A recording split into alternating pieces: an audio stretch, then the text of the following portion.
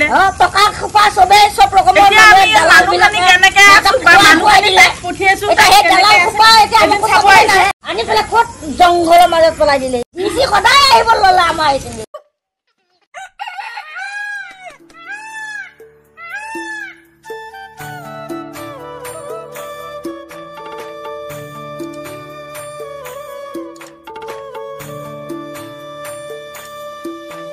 নমস্কাৰ মোৰ ছাবস্ক্ৰাইবাৰসকল আজি মই আপোনালোকক দেখুৱাবলৈ ওলাইছোঁ আমাৰ তেজপুৰৰ পৰুৱা চাৰিআলিৰ পৰা যিখিনি অসমীয়া মানুহ এভেকশ্যন কৰিলে তেওঁলোকক নতুনকৈ সংস্থাপন দিয়া গাঁওখনৰ বিষয়ে বলক ভিডিঅ'টো আৰম্ভ কৰোঁ।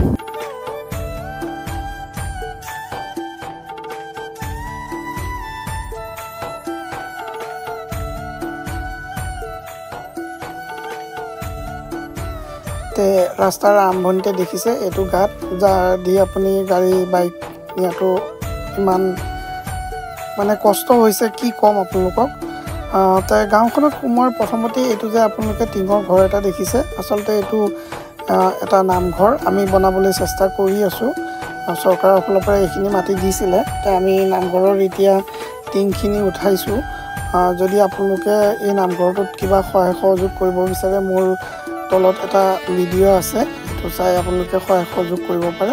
এইটো হৈছে আমাৰ গাঁওখনলৈ যোৱা ৰাস্তাটোৰ অৱস্থা ইমানেই বেয়া যে আপুনি গাঁৱৰ ল'ৰা ছোৱালীকেইটা স্কুল যোৱাৰ জোতাযোৰ যদি পিন্ধি আহিলে আকৌ বেলেগৰ মানুহৰ ঘৰত সোমাই জোতাযোৰ ধুই লৈ যাব লাগে এনেকুৱা চিটুৱেশ্যন। আজি আচলতে ৩-৪ দিন ধৰি বৰষুণ দিয়া নাই কাৰণে ৰাস্তাটো অলপমান শুকাইছে, তথাপিতো ৰাস্তাটোৰ অৱস্থা একেবাৰে বেয়া। আচলতে আমাক ৰাস্তা বনাই দিম বুলি কৈছিলে কিন্তু ৰাস্তা বনাই নিদিলে। এইটো হৈছে আমাৰ গাঁৱৰ পানী টেংকি, খালী বনাইহে থৈ দিয়া আছে। আজিলৈকে আমি ১.৫ বছৰ হ'ল ইয়াত অহা, কোনো ধৰণৰ পানীৰ কানেকশ্যন আমি ইয়াতে পোৱা নাই। আৰু এয়া দেখিছে আমাৰ ৰাস্তাৰ অৱস্থা। মানুহবিলাক খুবেই দুখীয়া, যাৰ কাৰণে আচলতে নিজে পইচা পাতি খৰচ কৰি ৰাস্তাবোৰ বনাব পৰা নাই। চৰকাৰেতো বনাই দিম বুলি কোৱা দেখি গোটেই মানুহখিনি লেঠেৰিকৈ গোটেই মানুহখিনি আহিলৈ এতিয়া ইয়াত মানুহখিনি নৰকৰ যন্ত্ৰণা ভোগা নিচিনাই হৈছে। ৰাতিপুৱা শুৱাৰ পৰা উঠি বোকা গছকি বাহিৰলৈ যোৱা, আকৌ বোকা গছকি ঘৰলৈ অহা, কামলৈ ওলাই যাবৰ টাইমত কষ্ট। দিগদাৰী হয় ইয়াৰ আমি থাকোঁতে যেন তেন কাম কৰি ধৰ পোৱালি ফুৰা কৰি আছোঁ। এতিয়াতো আমি ইয়াত আহি একো কেতিয়াবা স্কুল পঠাওঁ কেতিয়াবা নপঠাওঁ এনেকুৱাই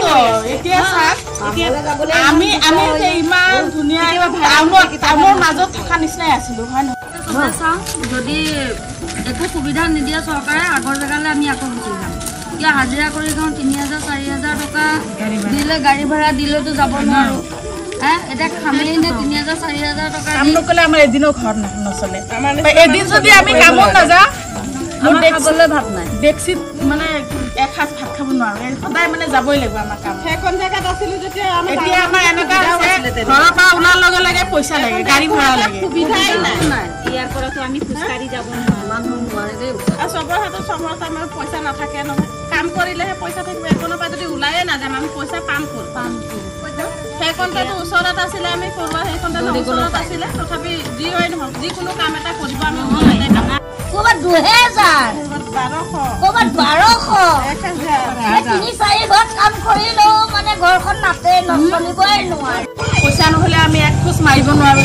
ইমান দূৰ পাছই 10 নচা কৰি মাতি দিছে আধা কটা কৰি, যেনে তেনে 2টা ৰুমহে উঠে। কেইদিনমানৰ পিছত এইবিলাক কেনেকৈ থকা আগৰ জেগাতে যোৱা ভাল। কিয় আমি অসমৰ নাগৰিকে হয়, আমি তাতে ঘৰ বনামগৈ। আমি বাংলাদেশৰ পৰা আহি থকা নহয়তো, আমাৰ অসমৰ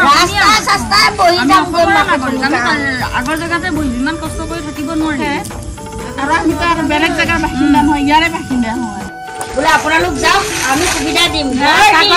কাগজ আহিয়ে গ'ল আমাৰ নামত, আজিলৈকে আমাৰ কাগজ নাই। আমাক দিলো কথা এটা, তাৰপৰা কাটি আহিবলগীয়া কথা এটা আমাক ভোটটো তাৰপৰা কাটি দিম বুলি কৈ আছে। ভোটটো কাটিলে যাতে কিয় ইমান অশান্তি কৰি আছে আমাক সেইটো কোৱা। ভোটটো নোৱাৰে কাটিবলৈ,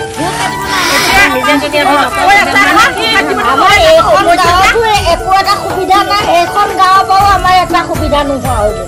আৰু ভোটটোতে ইমান অশান্তি কৰিছে আনিবলৈ আমি এইবিলাক কৰিম কি ইপাৰেও নকৰিছে সিপাৰেও নকৰিছে মাজত ডুবাই ৰাখি থৈ দিছে ইপাৰেও নহয় সিপাৰেও নহয় কোনোখনে সুবিধা এটা কৰিবলৈ নোৱাৰি কথাটো মানে এনে হৈছে মানে মাছ নদীত আমাক আনি পেলাই দিছে আৰু আমি মাছ নদীৰ মাজত মানে কক বগাই আছো কোনফালে কি কৰিব সিফালৰ পঞ্চায়ততো নহয় ইফালৰ পঞ্চায়ততো নহয় হয়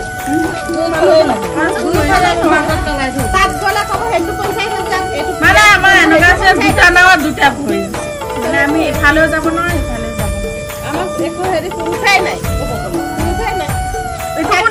এইটো কোনে কৰিলে থাকিও নাই এইটো কৰিলে কোনে চাইকেল অফিচাৰ গাঁওবুঢ়া চাইকেল অফিচাৰ আৰু মন কানুন নীতি মণ্ডল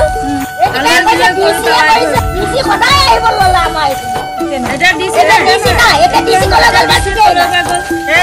উঠাবৰ কাৰণে আমাৰ তাত সদায় আহিছিলে যেনে যেনে আমাৰ তাৰ পৰা উঠাই দিলে টকা খোপা চবেই চব মানুহখিনি কেনেকে পঠিয়াইছো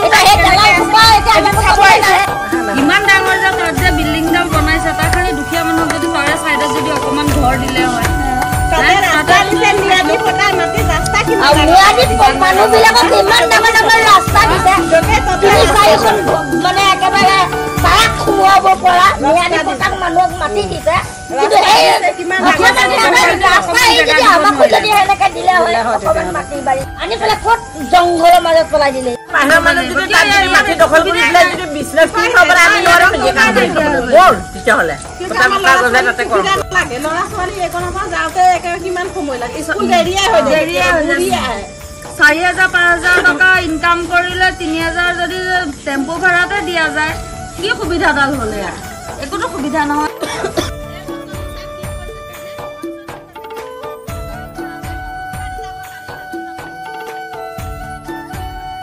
গাইজ আপোনালোকক জনাওঁ যে বহু মন্ত্ৰী বিধায়ক তেজপুৰলৈ আহিল বহুবাৰ গ'ল তেওঁলোকে যোৱা ৰাস্তা পদূলি সকলোবোৰ পকা হৈ যায় তেওঁলোকক মই এটাই অনুৰোধ জনাওঁ যে ছাৰ বা বাইদেউ যোনেই নহওক আপোনালোকে এবাৰ আমাৰ গাঁওখনৰ ফালেও আহক আহিলে কিজানি আমাৰ গাঁৱৰ ৰাস্তাটো পকা কৰি দিব আমাৰ গাঁৱৰ ৰাস্তাটো কিজানি ভাল কৰি দিব এবাৰ আমাৰ এই উঠি অহা মানুহখিনিৰ মুখখন চাওক চাই আপোনালোকে নিজে অনুভৱ কৰিব যে এই মানুহখিনিনো কিমান কষ্টত আছে